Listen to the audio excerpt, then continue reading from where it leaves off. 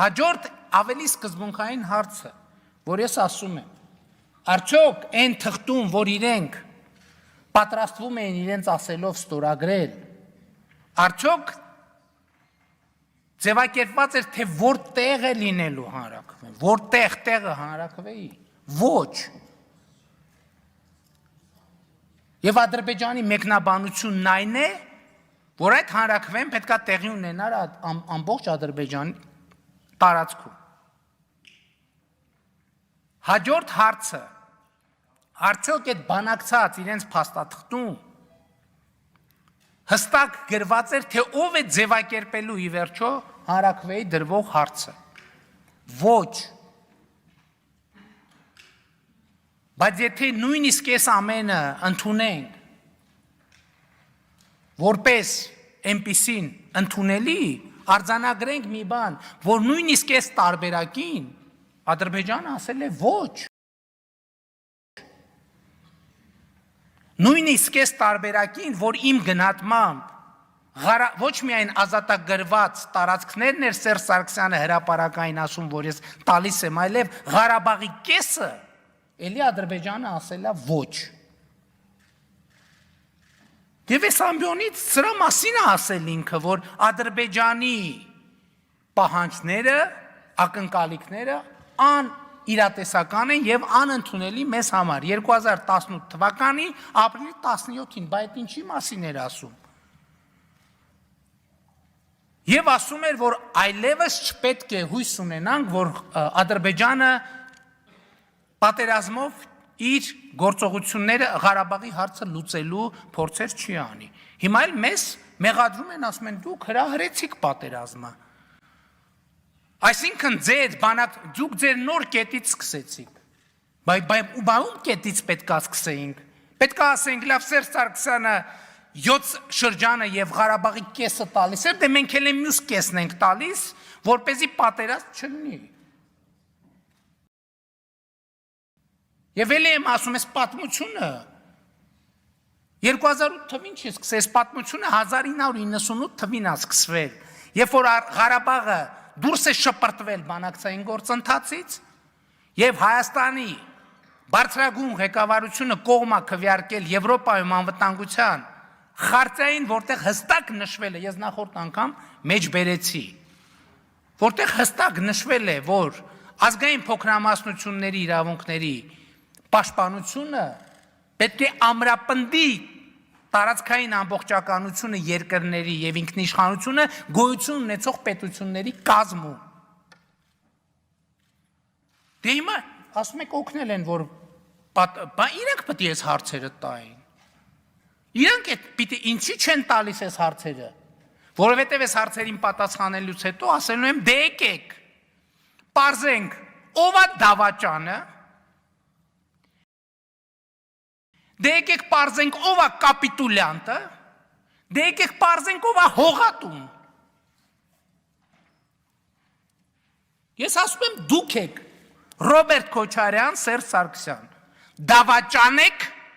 կապիտուլյանտ եք, հողատու եք, մենք պայքարել ենք ձեր դավաճանության դեմ, բայց դուք պատերազմի օրերին էլ ձեր դավաճանությունը շարունակել եք, մենք պայքարել ենք ձեր հողատու լինելու դեմ, բայց դուք պատերազմի օրերին էլ ձեր հողատու էությամբ շարունակել եք ձեր գործունեությունը, մենք պայքարել ենք ձեր գրած կապիտուլյացիայի դեմ, բայց դուք ամեն ինչ արել եք հանուն կապիտուլյացիայի, մենակ են, որ ձեր վարչապետի թեկնածուն ասում էր, զանգում էին գեներալներին, ասում են կարա, ձեր թշնամին այդտեղ չի, ձեր թշնամին ստեղ է, ստեղ ուներ Ադրբեջանը թշնամի և դուք ունեիք թշնամի։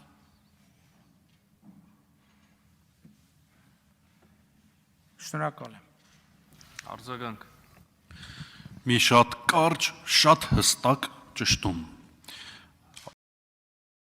Ընդ որում անցած անգամ էլ ասեցիք, այ որ հանգարց խոսեն, ինչ որ բաներ բացեն, մենք էլ կբացենք։ Կա ապացույց, որ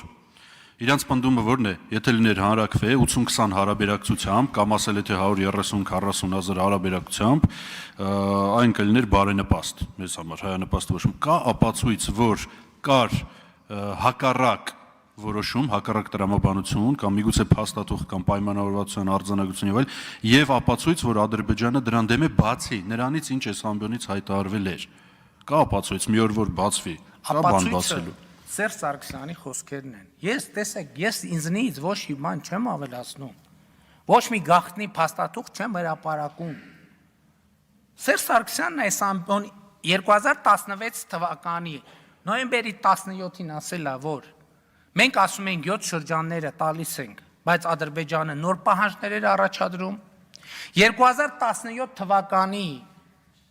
նոյեմբերին կամ հոկտեմբերին Արմենիա հեռուստաընկերությանը տված հարցազրույցում ասել է, որ ապրիլյան պատերազմը նշանակում էր, որ Ադրբեջանը հրաժարվում է հարցը լուծել մադրիդյան սկզբունքների տրամաբանության մեջ, ես նախորդ անգամ ասացի, որ մադրիդյան սկզբունքների երկու առանձնահատկություն ունի՝ միջանկյալ կարգավիճակ, կարգավիճակի որոշում հանրաքվեի միջոցով։ Եվ երրորդը ասել է 2018 թվականի ապրիլի 17-ին այս ամբիոնից երկու հայտարարություն։ Բանակցային գործընթացը լավատեսություն չի ներշնչում, ավելի ճիշտ բանակցային գործընթացը կանգնած է, որովհետև բանակցային գործընթացից Ադրբեջանի ղեկավարության ակնկալիքները անիրատեսական են եւ անընդունելի։ Մեզ համար սա մի հայտարարություն եւ երկրորդը, որ այլևս բառին շատ կարևոր է ուշադրություն դարձնել։ Այլևս շատ երկար ժամանակ մենք չպետք է հույս ունենանք, որ Ադրբեջանը կթողի ուխտադրուժ իր դիրքորոշումը եւ չի փորձի պատերազմի միջոցով լուծել հարցը։ Սերժ Սարգսյանը ասում է, որ ինքը պատրաստ էր ստորագրել այդ թուղթը։ Եվ ես ձեզ ասում եմ, մեր հարցոպատասխանի արդյունքում ինչ պարզվեց։ Պարզվեց, որ այդ թղթով ոչ միայն 7 շրջաններն էր հանձնվում, այլև Լեռնային Ղարաբաղի կեսը ադրբեջանցի բնակիչների բերումով։ Եվ երբ որ այս ամբիոնից դեռևս նոյեմբերին ասի, որ Շուշիի հարցը միշտ էլ եղել է, աղմուկը աղաղ բարձրացավ, հիմա ես ձեզ ապացուցեցի, թե Շուշիի հարցը ոնց է եղել, երբ է եղել, ինչ բովանդակություն է ունեցել։ Բայց ամենասկզբունքայինը, որ նույնիսկ սրան, ինչպես թվում է, թե տարօրինակ է, չէ, 7 շրջաններն ասում է տալիս ենք, Ադրբեջանն ասում է ոչ։ Ասում է Ղարաբաղի կեսն էլ ենք տալիս, ասում է ոչ։ Սա ինչի համար եմ ասում։ Սա ասում եմ իր պատասխան եմ մեղադրանքների, որ ասում եմ, որ պատերազմից պետք է խուսափել։ Պատերազմից խուսափելու մենք պետք է ասենք Ղարաբաղի մյուս կեսն էլ ենք տալիս, էլի պետք է ասեին ոչ։ Ասենք լավ պատերազմից, գիտեք ինչ։